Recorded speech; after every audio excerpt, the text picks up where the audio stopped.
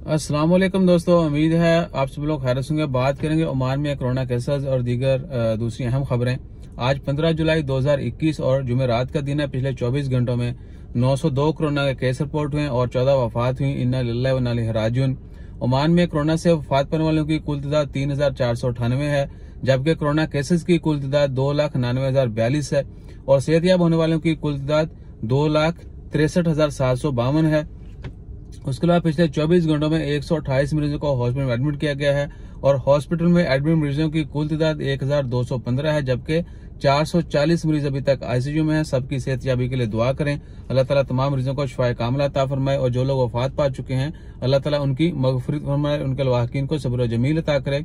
और इसके अलावा कोरोना के हवाले से ही खबर कि कोरोना के केसेस जो हैं वो ईद की छुट्टियों के बाद अनाउंस किए जाएंगे। जितनी भी पब्लिक हॉलीडेज हैं या दीगर जितनी भी गवर्नमेंट की कोई भी छुट्टी है तो उस दौरान जो है कोरोना के केस अनाउंस नहीं किए जाते, इसलिए 25 जुलाई को दोबारा कोरोना के केस अनाउंस होंगे। और यह भी कि वैक्सीनेशन का अमल जो है वो 16 से 24 तक बंद रहेगा और दोबारा 25 से जो है वैक्सीनेशन का अमल शुरू होगा। और ये भी कि 25 से जब शुरू होगा तो फिर डेली बेस पे डबल जो है वो काउंटिंग जो है डबल हो जाएगी। अभी 40,000 लोगों को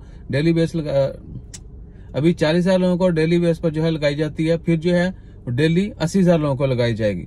मेरे ख्याल से ये मिस्टेक आप इग्नोर कर देंगे, थैंक यू।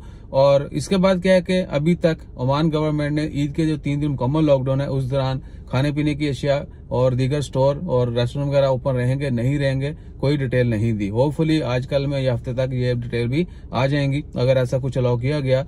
और ये भी दूसरा, वीजा ओपन की कोई अपडेट नहीं है, फ्लाइट ऑपरेशन की कोई अपडेट नहीं है। जैसे कोई अपडेट्स आती हैं वो आपके साथ शेयर करेंगे और इसके अलावा जो भी कोई अपडेट आई टाइम टू टाइम वो भी शेयर करते रहेंगे। अपना ख्याल रखिए, दुआ में याद रखिए। जज़ाकल्लाह, अल्लाह हाफिज़।